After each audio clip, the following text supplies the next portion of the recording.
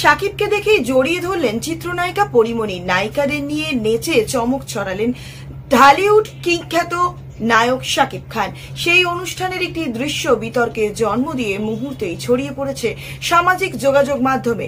রাজধানীর একটি 5 তারকা হোটেলে আয়োজিত হয় ঢাকা ফ্যাশন ডে 2024। অনুষ্ঠানে ভিন্নভাবে হাজির হন শাকিব খান। সেখানে র্যাম্পে হাঁটেন তিনি, সঙ্গে ছিলেন তার এক ঝাঁক নায়িকা। র্যাম্পে ঝলমলে পোশাকে শাকিবের সঙ্গে ছিলেন পরিমণি, বিদ্যা সিনহা মিম, পূজা চেরি, ছিলেন সাবিলা নূর ও তানজিন তিশা। চিত্রনায়ক ইমনকেও দেখা গেছে ওই সারিতে। সেখানে মুক্তির অপেক্ষায় থাকা তুফান সিনেমার আলোচিত গান উড়াধুরাতেও নাচ করতে দেখা গেছে সবাইকে। তবে মঞ্চে নায়িকাদের নিয়ে র্যাম্পে হাঁটার আগেই ব্যাক স্টেজে শাকিব খানের সঙ্গে দেখা হয় পরিমণির। ঢাকাই চলচ্চিত্রের শীর্ষ নায়কের দেখা পেয়েই তাকে জড়িয়ে ধরতে দেখা যায় এই চিত্রনায়িকাকে। সামাজিক যোগাযোগ মাধ্যমে ভাইরাল হয়েছে সময়ের আলোচিত এই দুই তারকার আলিঙ্গনের সেই মুহূর্তটি। শাকিব ও পরিমণিকে একসঙ্গে দেখে দুইজনের ভক্তরাই বেশ উচ্ছ্বাস প্রকাশ করেছেন। সব তারকাকেই অনুষ্ঠানে বেশ গ্ল্যামারাস লুকে দেখা গিয়েছে। মধ্যমণি শাকিবের পরনে ছিল লিলির লোগো সম্বলিত সাদা একটি গর্জিয়াস স্যুট। লম্বা চুলে শাকিব খানকে বেশ লাগছিল মঞ্চে।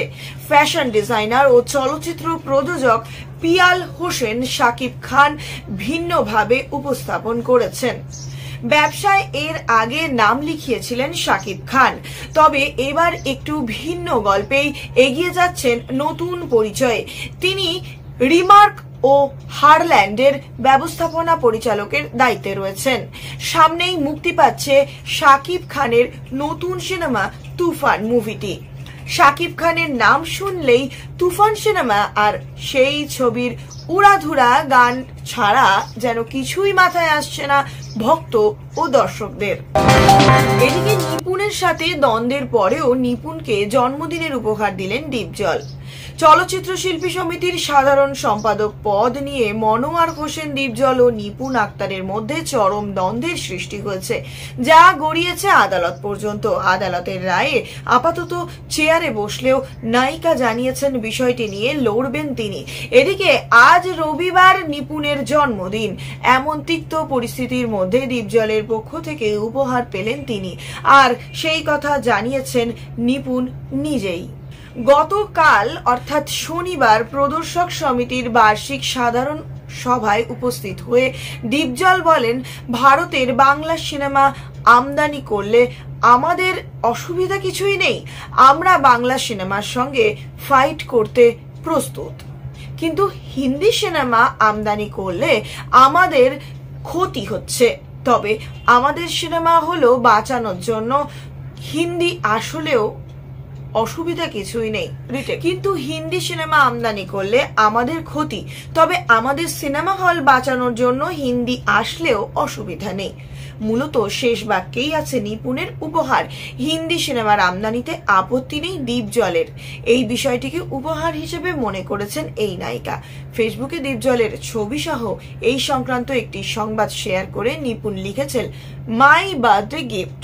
কারণ হিসেবে নায়িকা বললেন, চলচ্চিত্র শিল্প তথা সিনেমা হল বাঁচাতে হিন্দি ছবির প্রস্তাবটি আমিই দিই। আমি যখন সাধারণ সম্পাদক হিসেবে সমিতিতে ছিলাম তখনই এই কাজটি করা হয়েছিল।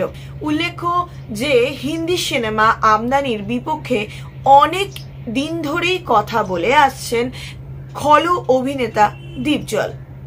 সম্প্রতি শিল্পী সমিতির নির্বাচনে জয়লাভ করার পরেও জানিয়েছিলেন দেশের সিনেমা বাঁচাতে হিন্দি সিনেমা আমদানি ঠেকানোর চেষ্টা করবেন তিনি।